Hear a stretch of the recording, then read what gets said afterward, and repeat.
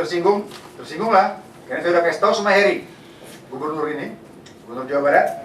Pertama kali dia hadir dalam MPI TV, saya bilang, bagus nih gubernur muda.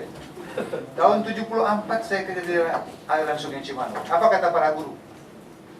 Pak, kalau kita minta uang untuk perbaiki sekolah, sukar sekali Pak. Tapi kalau bangun masjid gampang. Mudah sekali. Sampai waktu saya mimpin berapa puluh tahun kemudian, saya menjadi ketua kepala Badan Koordinasi Penanggulangan Kemiskinan. Dan saudara Budiono kerja untuk saya. Kalian tahu ya, yang belakangan jadi wakil presiden itu dulu kerja untuk saya. Jadi senior advisor saya. Gaji saya itu $1,5 juta, saya bayar dia 45 juta dulu. Dan saya dikasih uang dulu 200 juta oleh $200.000 oleh UNDP. Tapi apa yang kita katakan? Sampai saya pernah bilang, terus mereka bilang, Bapak bukan orang Islam, jangan begitulah. Saya bilang gini aja lah. Masjidnya kita bikin tempat sekolah. Hari Jumat libur. Karena masjid paling bagus. Biarlah orang sekolah di sana.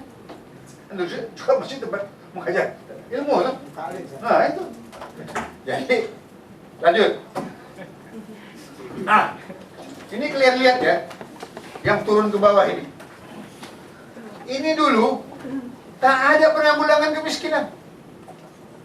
Yang kami kerjakan di Departemen Pertanian semata-mata hanya mengejar swasembada beras.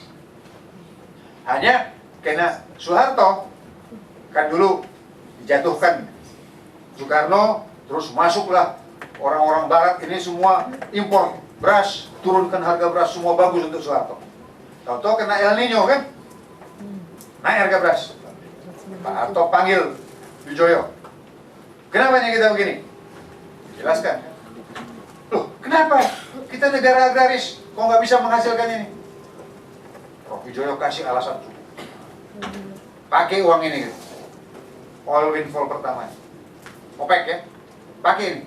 Saya mau kita swasembada. Nah, yang menarik, kita mengejar swasembada. Dan 10 Sultan kasih tau menteri kau, atau menteri kau masih sekolah lagi balik, atau apalah dia ya, mesti nggak bisa swasembada kayak begitu saja. Jadi 10 tahun kita kenal. Dan kita robah seluruh sistem. Dari mulai hulu sampai ke hilir. Ya. Jadi, saya selalu katakan, kalau konglomerat dapat kredit, kenapa nggak petani dapat kredit?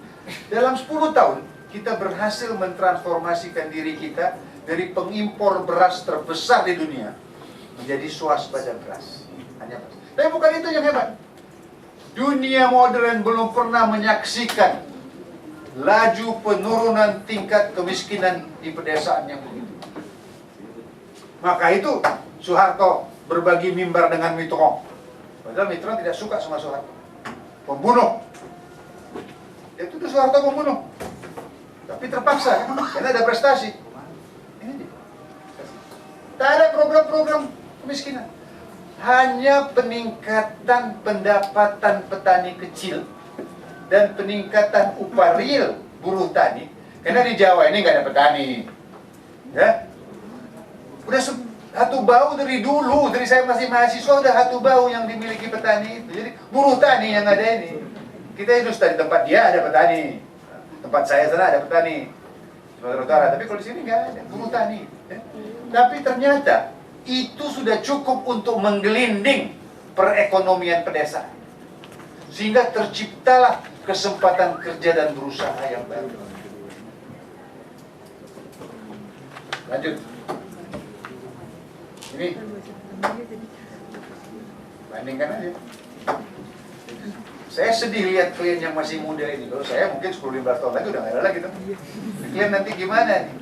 Martabat bangsa ini, gimana mau kita tempatkan? Lanjut.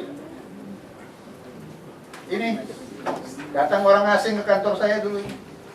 WFP, dia bilang, Pak Dilon gimana?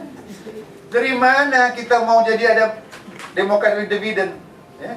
Uang dipakai, dialihkan mega untuk menyelamatkan konglomerat. Akhirnya rakyat kita tidak terdidik dan tidak punya gizi cukup.